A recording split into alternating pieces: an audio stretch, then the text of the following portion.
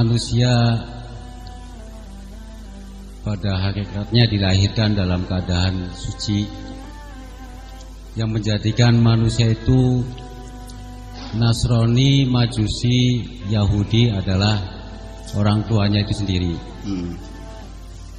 Terus kita tahu bahwa apa yang terjadi di kehidupan dunia ini semata-mata atas kehendak Allah Subhanahu wa ta'ala. Akhirnya timbul suatu pertanyaan, manusia baik ataupun manusia jahat, manusia takwa ataupun tidak takwa, siapakah itu yang menentukan? Apakah manusia itu sendiri ataukah Allah? Dan sejauh mana peran manusia di sisi Allah Subhanahu wa ta'ala? Terima kasih. Assalamualaikum warahmatullahi wabarakatuh. Waalaikumsalam. Ini bapak-bapak, ibu-ibu sekalian, diskusi tentang qada dan qadar antara Jabariyah, Mu'tazilah, Ahlussunnah wal Jamaah itu terus berlanjut. Pertanyaannya seperti itu juga. Karena mereka akan berpikir, mana mungkin orang maling kok ditentukan oleh Allah. Nah itu. Ini artinya, ini indikator bagi saya bahwa umat Islam di Indonesia sudah jadi Mu'tazilah semua. Iya, jadi perjalanan nasib manusia ini bukan hanya Allah yang menentukan, tapi ada lembaga lain yang menentukan. Iya, masa Allah semuanya sih gimana? Sampai pada persoalan nasib manusia itu akhirnya yang menang Mu'tazilah dalam pertarungannya. Insya Allah yang ada juga mungkin ini 99,9% udah Mu'tazilah semuanya. Karena dari awal dicekoki dengan firman Tuhan, innallaha la yughayyiru ma biqaumin hatta yughayyiru ma bi anfusihim. Bahwa Allah tidak akan merubah nasib suatu bangsa kecuali bangsa itu merubah nasibnya. Begitu kan terjemahannya?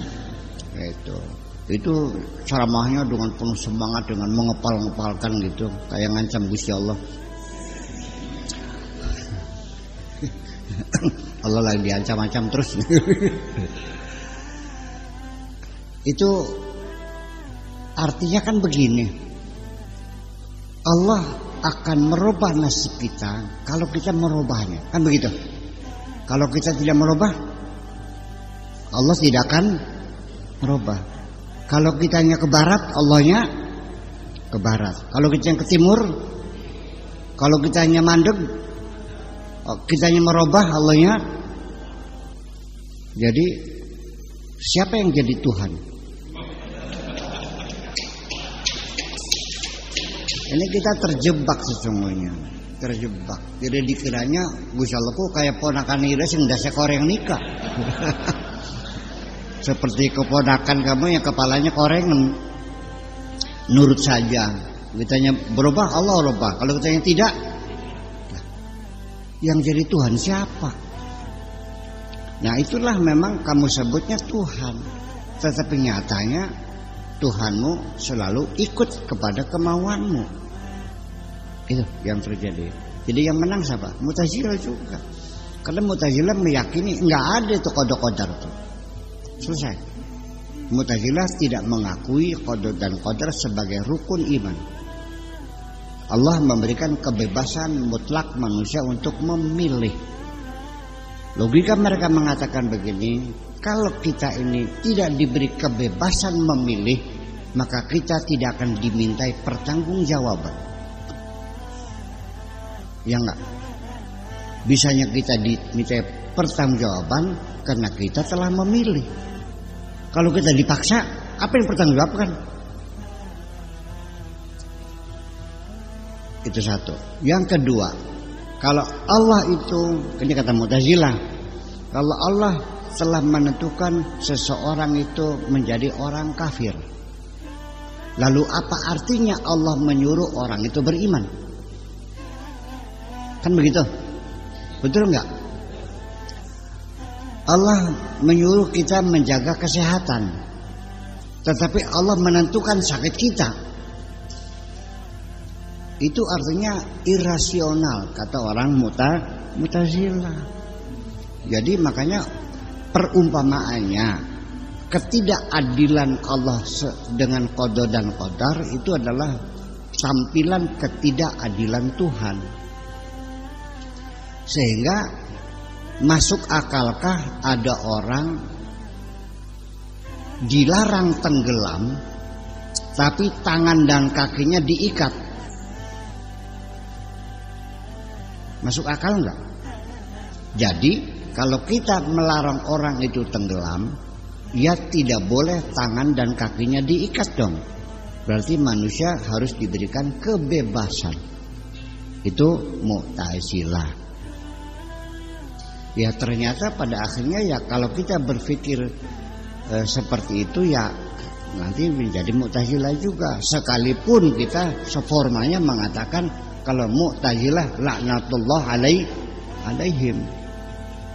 Ngomong mah laknatullah alaihim, tapi pikirannya sudah Mu'tazilah secara tidak sadar. Nah, itu baik Mu'tazilah, baik Qadariyah, baik ahli sunnah wal jamaah, itu semuanya sebatas bermain teori. Ya, teori, pendapat, hanya menyusun premis-premis dalam bentuk silogisme dan lalu menjadi konklusi. Hanya itu saja sebetulnya. Tetapi saya lebih melihat bukan teori tapi realita. Bukan nadhariyah tapi waqi'iyah, yang realita. Yuk kita akan melihat secara realita. Apakah Anda merasa dilibatkan oleh Allah untuk memilih? Saya mau nanya dulu. Lahir Anda di mana? Perbutulan. Siapa yang memilihkan Anda lahir di perbutulan? Milih enggak? Enggak. Ibunya siapa namanya? Bu Tarmi. Ya ada, Bu Tarmi. Siapa yang memilihkan Anda keluar dari perutnya Bitarmi? Lahirnya jam berapa? Siapa yang menentukan lahir jam sekian? Hari apa? Bulan apa? Tahun berapa? Siapa yang menentukan? Anda tidak pernah dilibatkan. Betul nggak? Sampai nanti di penghujung kehidupan Anda mau dijemput pakai limosin, ya Anda tidak memilih. Dijemput pakai becak, ya silakan. Melalui penyakit kanker, ya kamu tidak milih. Melalui tabrakan memilih. Dan kita tidak boleh memilih. Ya, Allah sudah menciptakan, innallaha yakhluqu ma yasha wa yakhtar. Allah mencipta apa saja sesuai dengan kehendaknya dan pilihannya. Maka lahumul khiyarah. Mereka tidak bisa memilih. Saya mau bertanya, boleh enggak kalau saya memilih jalan kematian saya? Enggak boleh. Jadi harusnya gimana?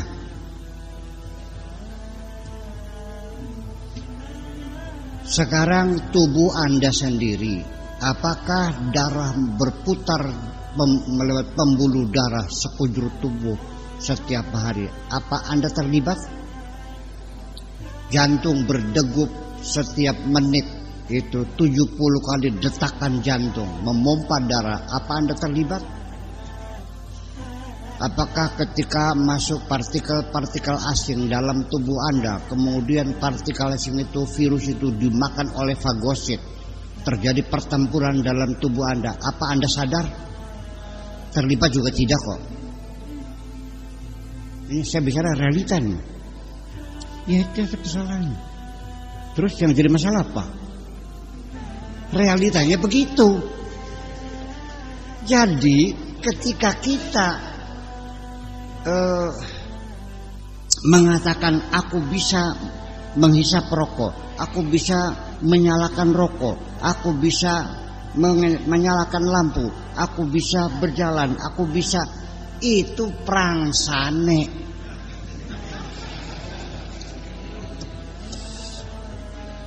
Kayak supir, kayak masinis kereta listrik. Sementara ada setrumnya, dia injek gas kenceng, diinjek remnya berhenti. Ketika listriknya diputus, kira-kira begitulah pemahaman saya tentang qada dan qadar itu. Setuju? Itu aja. Cuma saya waktu itu saya belum lahir. Ketika mereka berdebat begitu tuh, saya belum lahir. Oke. Nah, jadi adapun hadis itu tadi sebetulnya arahnya jadi begini. Orang ngomong tuh harus jelas maksudnya kemana. Sebab ada banyak orang ngomongnya begini, maksudnya begitu. Ya kan gitu. Jadi Kanjeng Nabi bilang seperti itu, kullu mauludin yuladu 'alal fitrati fa abawahu yuhawidani au yumajjisani au yunasirani. Itu adalah kemana maksudnya. Artinya betapa pentingnya pendidikan rumah tangga. Itu yang penting. Jadi artinya pendidikan watak mental itu sebetulnya lebih banyak dipegang oleh orang tua daripada sekolah, daripada masyarakat. Nah, setelah orang tua siapa? Masyarakat. Sekolah mah ketiga, milik ketiga sekolahnya. Iya, karena sekolah tidak bisa membangun satu watak mental anak-anak kecuali orang tuanya. Dan nanti bagaimana mendidik anak? Saya ini kasih tahu pada bapak-bapak semuanya, anak-anak kita itu tidak melihat apa yang selalu engkau katakan kepada anak-anak, tetapi anak-anakmu selalu melihat apa yang engkau lakukan setiap hari. Itu yang mereka tonton.